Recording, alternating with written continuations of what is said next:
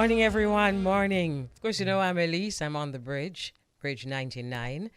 And I am inviting everyone to untangle with me from 10 in the morning to 1 in the afternoon. We're also inviting ones to join me at approximately 10:15 to 10:30. We bring you Constitutionally Speaking, and we're going to be speaking with the public defender, and that's Mrs. Arlene Harrison Henry, about topics that are, in the news here now, particularly topics that are in the news here now. So that's something that we can look forward to. 10:15. It's now actually 9 minutes after 10 o'clock. So untangle, what that mean? We just free up, man. Just untie, loosen up, and untangle the fear and the bad mind and all them. There's something there. You understand? And here, what may I invite enough for do now? May I invite enough to show up as you are. No ears, no graces, no put on nothing. Just make we show up as we are. Okay, so we want to say a very special good morning to the public defender. Good morning, ma'am. Are you hearing me? I'm hearing you very well. Oh, wonderful. Are you hearing me? I am hearing you very well also, ma'am. So we have online the public defender, Miss or Mrs.? Ms. Yes, that is appropriate. Arlene Harrison Henry. All right. So thanks for joining us on Constitutionally Speaking, those who have just joined us. Okay, let us start right here with the Disaster Risk Management Act's breach, the charge of $200,000. So there is a report of a 17-year-old who was allegedly charged $200,000 for breaching the disaster risk management. First of all, is it a fact? Is it actually true? Well, I read the reports like the rest of us. And the court management service came out and denied that any such thing occurred. And I'm inclined to accept that is the truth of the matter, that the 17-year-old was not charged. Right. Or fined the $200,000. Could he be fined any at all because he's under 18? Well, in this particular case, he was, I think, admonished and discharged. But over the last couple of years, the Ministry of Justice has introduced a child diversion policy. And such a child would have been referred to family court, child diversion, for that jurisdiction of the court and our system of justice to deal with him. And when you say deal with him, we're talking about, all right. And remember, the age of criminal responsibility is 12. Right? Uh-huh. So, if you're 12, you can commit a criminal act. The age of criminal responsibility is 12? It's 12 in Jamaica, yes. Okay. So, the fact of the matter is that we exist in an environment where we have the Disaster Risk Management Act in operation. And on the 13th of March 2020, the entire island was declared a disaster zone. Okay. Because of the pandemic. Okay. And, this has been going on from time to time. Under the Act, there is a provision where the parish court judge can fine an individual up to $1 million for the breach of an offense under the Act. So you're saying then that the 17-year-old could actually have been charged with the $200,000 Well, I'm not going to go into what could have happened. by I law? prefer to just say what I understand the provision to be, Okay. because there is a lot of dispute about the 17-year-old. Okay. And I prefer not to go in it where some people insist it happened. Court management has come out and said it didn't happen. Okay. And I am inclined and, in fact, do accept what the court management services has come out and said. Okay. Let us By accept God, it. yes. Let us Yes. accept that, and let's move on. Does the does the public defender's office find $200,000 oppressive for any Jamaican? In the context of the Disaster Risk Management Act, it is highly oppressive. Okay. Remember that what has happened over time is that in Parliament there have been varying orders made. Now there is one that has been made relative to offenses like not wearing a mask. Mm-hmm. So far as we are aware, that those provisions have not yet been gazetted. Oh. So they are not operational so far as we are aware. Okay. Now, we don't know if there is any gazette recently, but when last we checked, and that was around the time of the young man,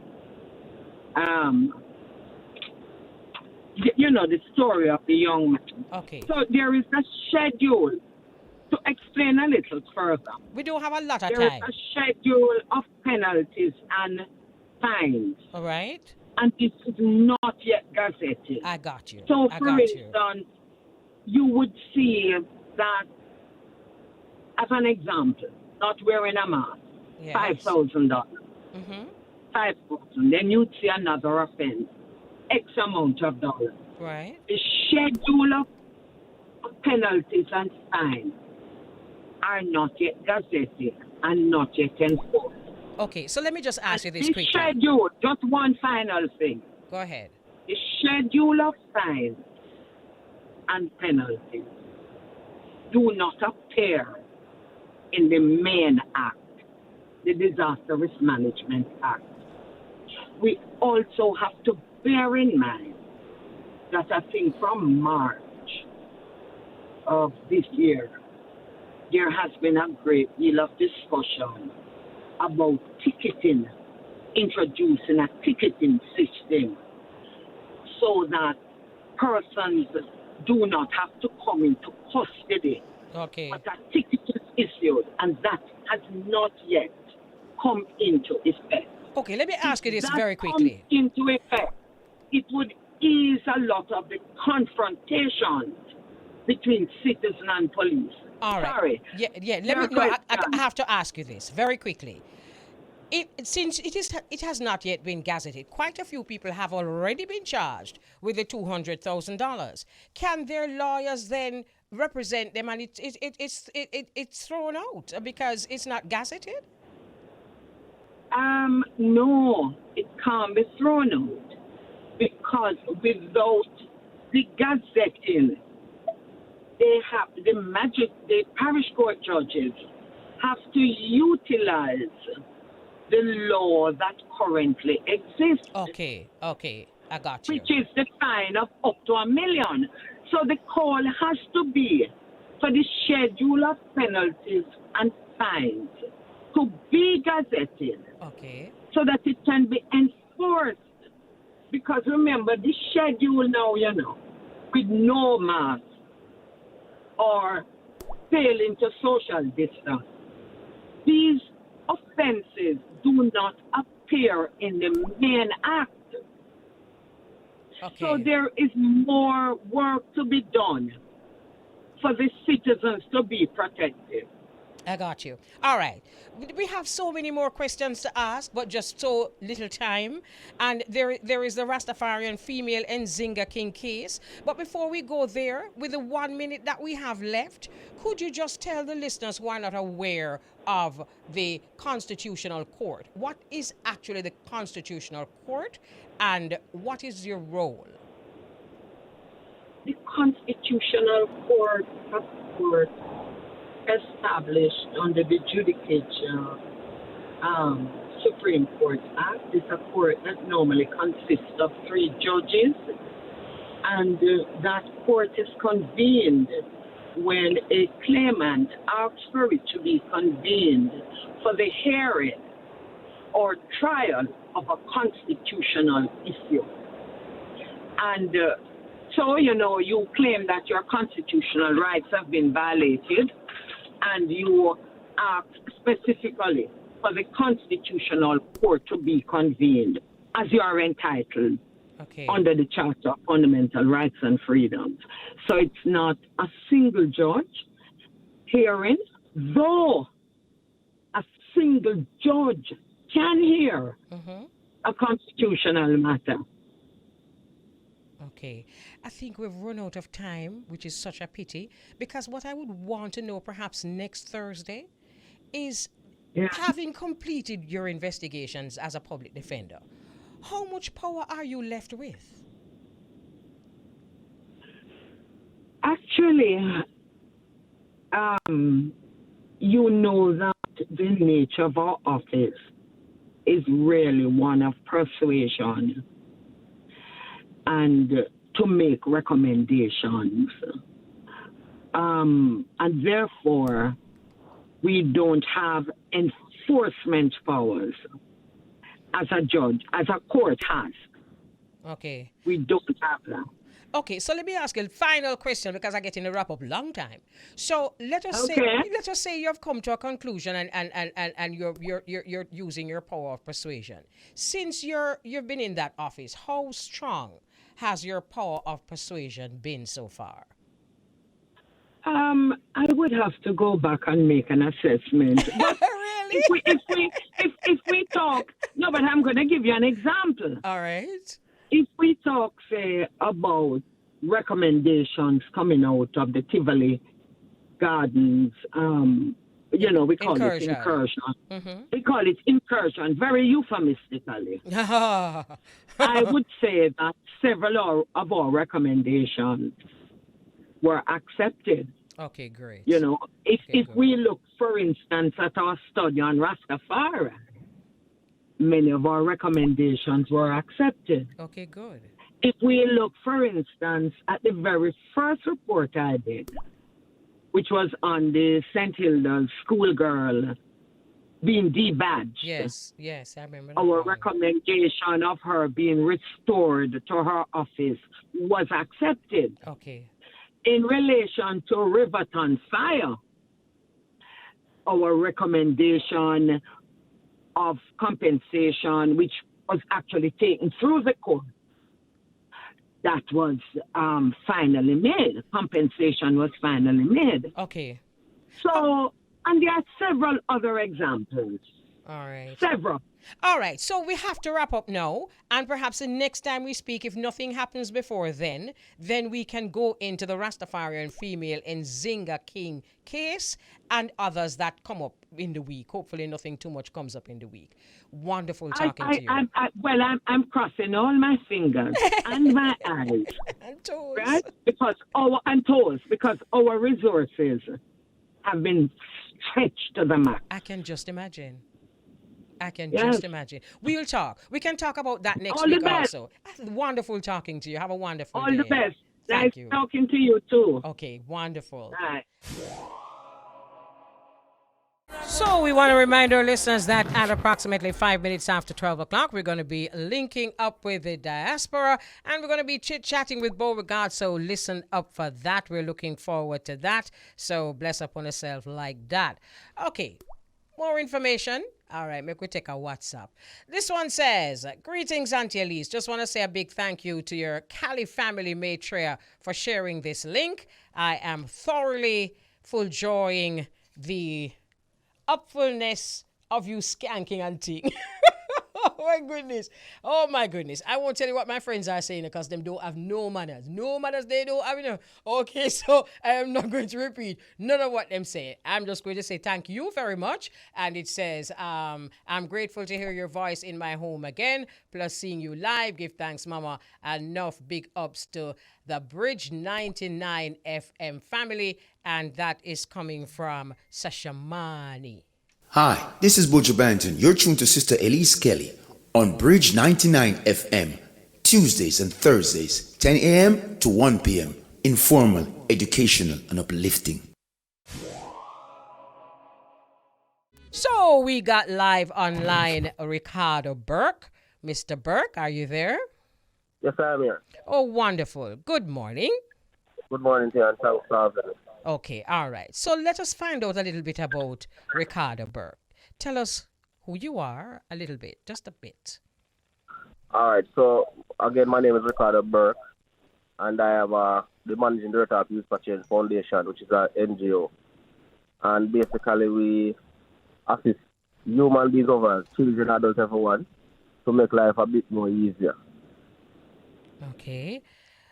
How is your foundation funded? Because making life a little easier for people costs. Not necessarily costing us. As I always tell people that the greatest thing you can give to someone is time. You know?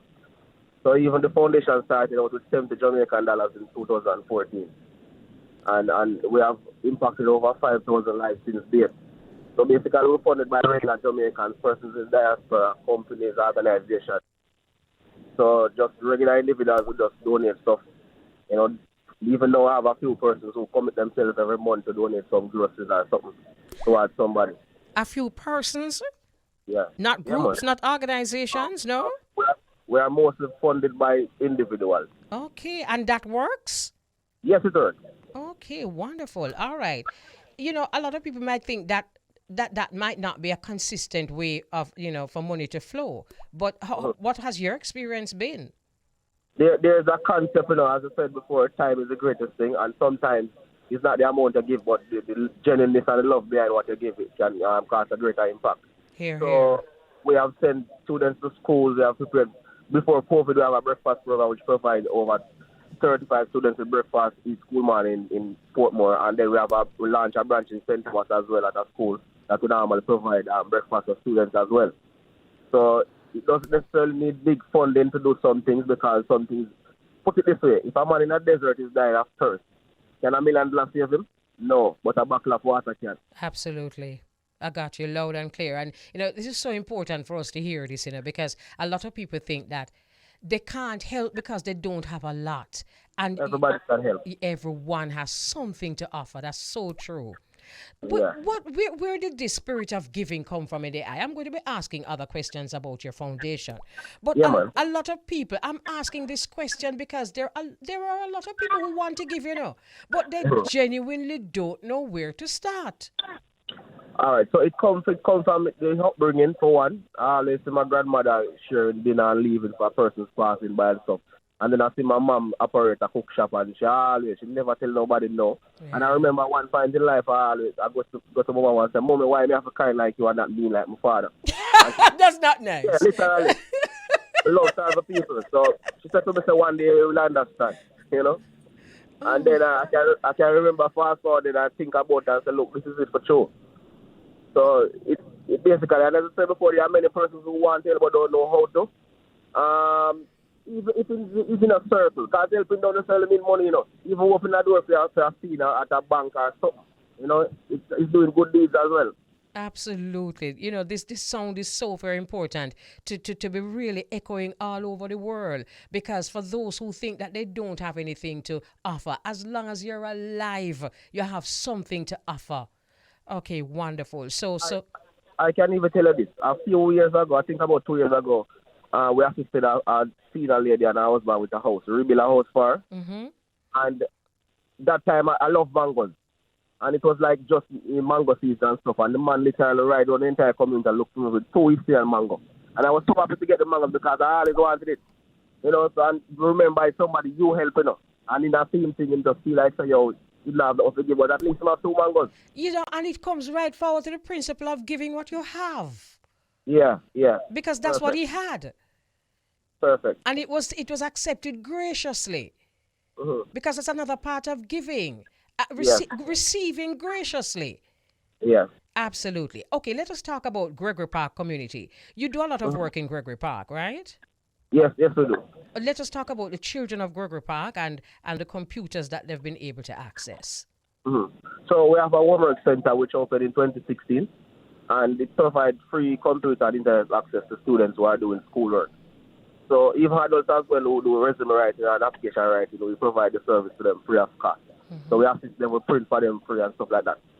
So yeah, we have been there since 2016, and it's not just at homework center. We provide an entire family care where from time to time we have barbers who come in and trim the boys here. We have hairdressers who volunteer and do the seniors here and stuff like that. What about parenting? Because a lot of issues that we face in our society today is really about poor parenting. I think all of it. Well, most of it really is. How does an organization like yours help parents? Because, you know, we never come with a manual. How does an organization like yours help particularly young parents to parent? All right. I think we had a parental club, you know, which need revamping now. But we had a parental club, and the club actually provide volunteering opportunities for parents and to actually expose them to different aspects of life, how to care for our children and stuff like that.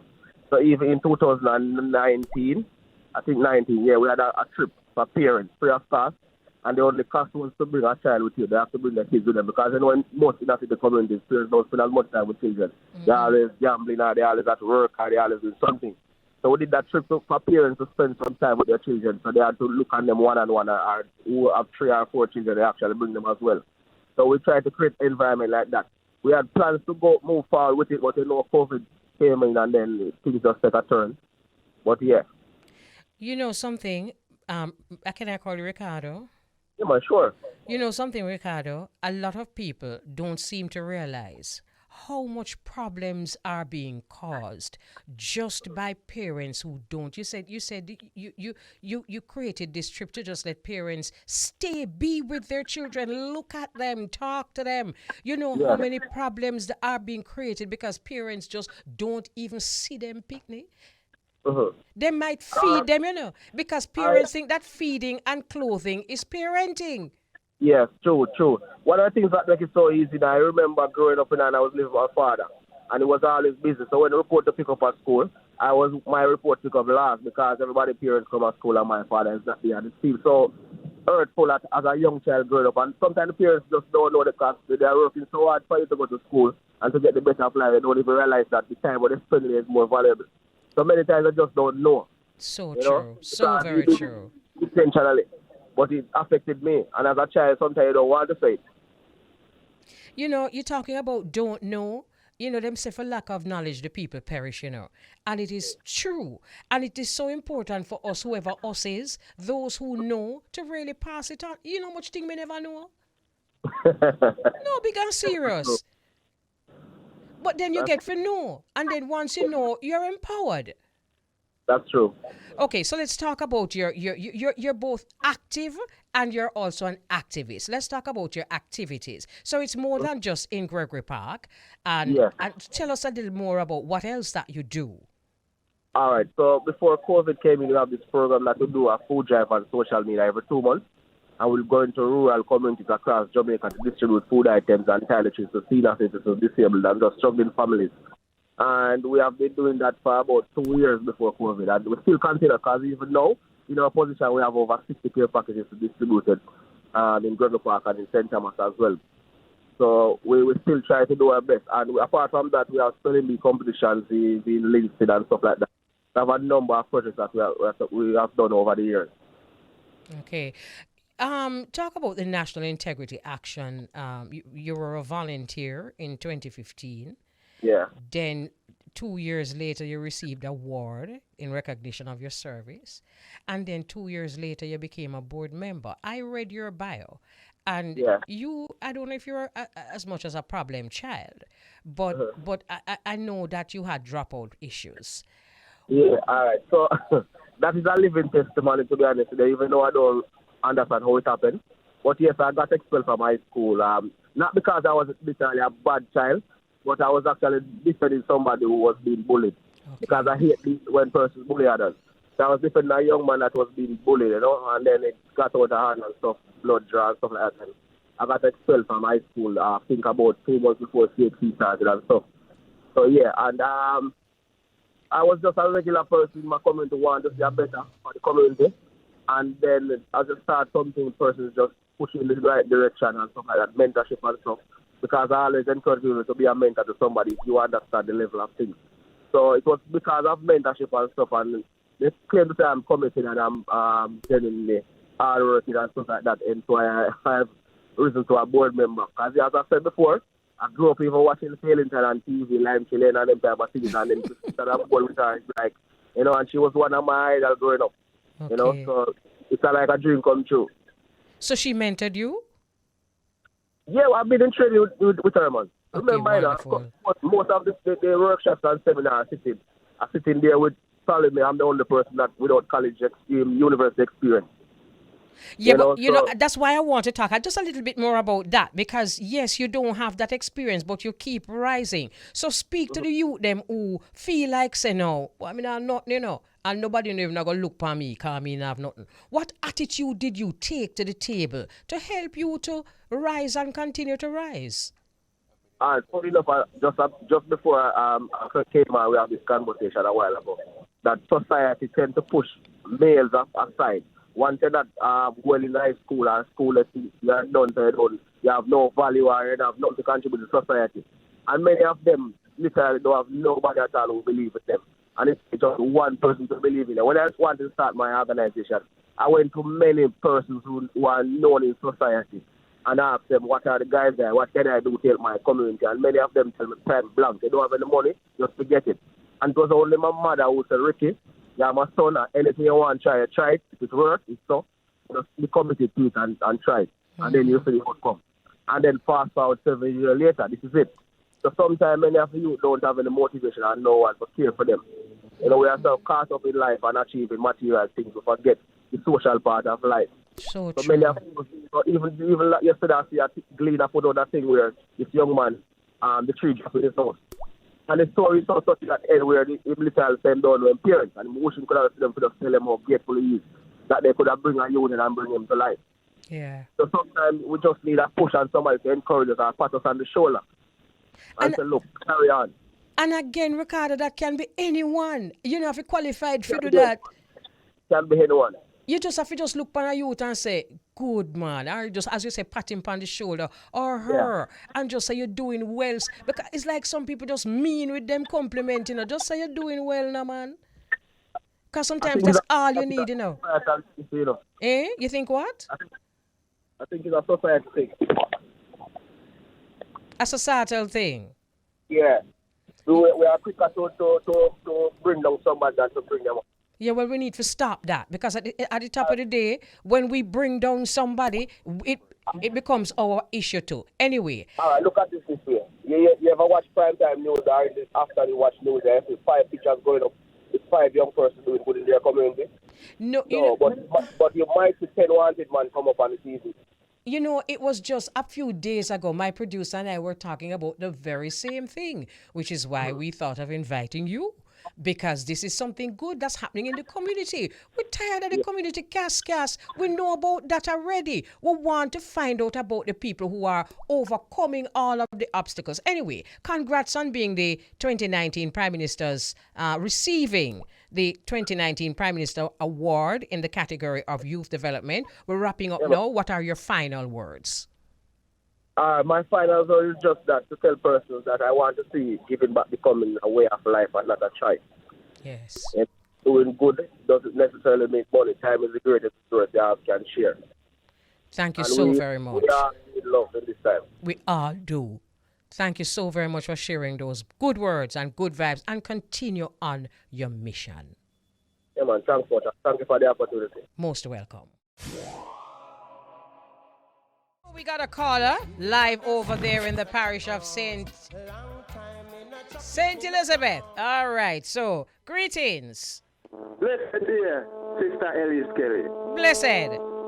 What's the idea? Congo Kush fan, Gerard St. Elizabeth, I hear you. Congo Kush. All right. What's the weather like there in St. Elizabeth? Clear right now, you see it. Oh, nice. Sun shine bright and thing. So what you do over there? Farming. I could have figured so. Nice. What you farm?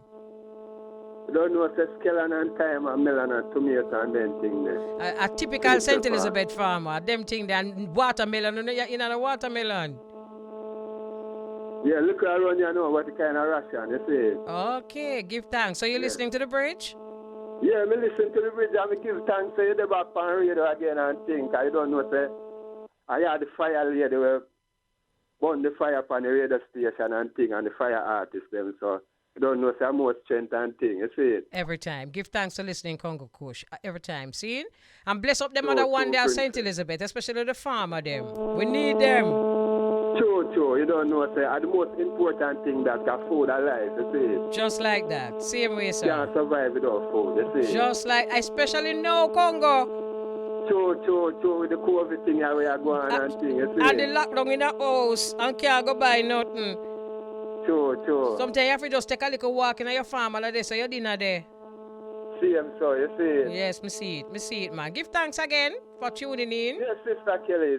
All right, respect. Yeah, See? give thanks every time, Sister Elise. All right. Oh, from Fort Lauderdale. Good afternoon, Fort Hello, Lauderdale. Miss Kelly. Is that right?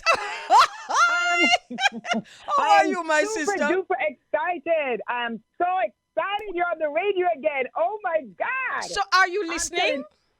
I'm listening loud and clear. Loving the look, loving your militant look. Wow, my girl, you're rocking it here. And for those who are listening and wondering, who is this so excited? This is my bestie. So, how are you, Sanjuli? I'm doing pretty well now that I can listen to you live. Nice. You are so super duper amazing, Miss Kelly, and I'm so excited. I'm sending the Zoom out to the link to everyone, and they are listening, and they are so excited to hear you. Well, so do you me a keep favor. Doing what you're doing. Thank you very much.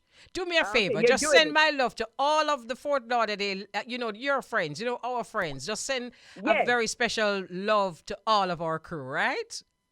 I will. All the birdies, my family, everyone. Okay, Big wonderful. up, Kelly. You go, girl. You're doing it. Thank you, my darling. Have a wonderful afternoon. You too. Bye-bye. Bye. Okay. All right. Okay. And then the theme. Good afternoon. Good afternoon, Queen Mother of all radio. Who is this? Major Lloyd, Mama. How are you, Major Lloyd? Long time I'm no hear great, from. I'm great. A long time, Mama. It's a pleasure to hear your voice. I just hear two icons. That makes me so excited. I hear Brother Jack. Big up Jack Scorpio. The great, man. The great. Mama, it's a pleasure. It's a pleasure. Thanks so very much for calling, and thank you for the encouragement and the love. Yes, Mama. I'm here. All Give right. thanks, Bless and we are you. listening. Yes, Thank you very much. Bless up yourself. It's a pleasure. It's a likewise, Mama. Thanks a lot. All right. This is how we say so long. Wonderful. It really has been such a wonderful experience. Want to say enough respect to the entire team, because this is always a team effort. Want to say enough respect to my producer Vaughn. Want to say enough respect to Sean. Want to say enough respect to the birthday boy Richie. Where is Jillian? Want to say enough respect to Jillian and right, and the entire family. And guess who here and is Sean bending down. But Nikki won't bend down to but she can't follow Sean. And Nikki's gonna be next, all right? So this is how we say so long. Bless up yourselves, and most high willing, we meet again on Tuesday of next week.